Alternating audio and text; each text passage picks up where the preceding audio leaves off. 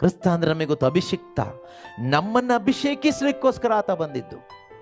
ಅಂದ್ರೆ ನಮ್ಮನ್ನ ದೇವರ ಮಕ್ಕಳನ್ನಾಗಿ ಮಾಡಲಿಕ್ಕೆ. ದೇವರ ಒಬ್ಬನೇ ಮಗ ಯೇಸು ಕ್ರಿಸ್ತನು ಈ ಭೂಮಿಗೆ ಮನುಷ್ಯ ಪುತ್ರನಾಗಿ, ದೇವರ ಪುತ್ರ ಮನುಷ್ಯ ಪುತ್ರನಾಗಿ ಈ ಭೂಮಿಗೆ ಬಂದಿದ್ದು ಮನುಷ್ಯ ಪುತ್ರರಾದ ನಮ್ಮನ್ನ ದೇವಪುತ್ರರನ್ನಾಗಿ ಮಾಡಲಿಕ್ಕೆ. ಪ್ರೀತಿಯ ಸಹೋದರ ಸಹೋದರಿಯರು, ಹೇಗಾಗುತ್ತೆ ಇದು ಕೇಳಿದ್ರೆ, ಇದಾಗೋದು ದೇವರ ಆತ್ಮನಿಂದ. ಮನುಷ್ಯ ಪುತ್ರನಾಗಿ ಈ ಭೂಮಿಗೆ ಬಂದ ದೇವರ ಪುತ್ರ ವಿಶ್ವಾಸ ಇಡುವ ಪ್ರತಿಯೊಬ್ಬರಿಗೂ ಒಂದು ಗಿಫ್ಟ್ ಕೊಡ್ತಾರೆ. ಅದೇನು ಕೇಳಿದ್ರೆ, ತನ್ನ ಆತ್ಮ, ಪವಿತ್ರ ಆತ್ಮನನ್ನೊಂದು ವರವಾಗಿ ಕೊಡ್ತಾರೆ. ವಿಶ್ವಾಸಿಗೆ, ಎಲ್ರಿಗೂ ಅಲ್ಲ, ಕ್ರಿಶ್ಚಿಯನ್ಸ್ಗಲ್ಲ, ವಿಶ್ವಾಸಿಗೆ, ವಿಶ್ವಾಸ ಇಡುವವನಿಗೆ, ಶುಭ ಸಂದೇಶ ಆಲಿಸಿ ಆತನಲ್ಲಿ ವಿಶ್ವಾಸ ಇಡುವವನಿಗೆ. ವಿಶ್ವಾಸ ಅಂದ್ರೆ ಈಗ ಹೇಳಿದಂತೆ ಈ ವಿಷಯಗಳು ಆತನಿಗೆ ಮನದಟ್ಟಾಗಬೇಕು, ಪಾಪಕ್ಕೆ ವಿಮುಖನಾಗುವ ಒಂದು ಹೃದಯ ಬೇಕು.